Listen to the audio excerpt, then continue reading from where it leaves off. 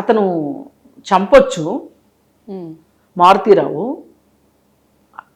ఈ మట్టుకు అతను ఉరి తీయాలని అనకూడదు. ఇదేమి న్యాయమో నాకు అర్థం కాల. చాలామంది ఆ రోజున అమృత మీద విరుచుకుపడ్డారు. విరుచుకుపడితే ఏమొస్తుంది చెప్పండి? ఇప్పుడు ఆ అమ్మాయి పెళ్లి చేసుకుంది, ఓకే, రేపొద్దున ఆ అమ్మాయికి అక్కడ ఉండలేను అనుకుంది, కష్టము అనుకుంది, ఇంకెక్కడికి వెళ్తుంది? మీ దగ్గరికే కదా వస్తుంది. అప్పుడు చూసుకోవచ్చు కదా ఏదైనా.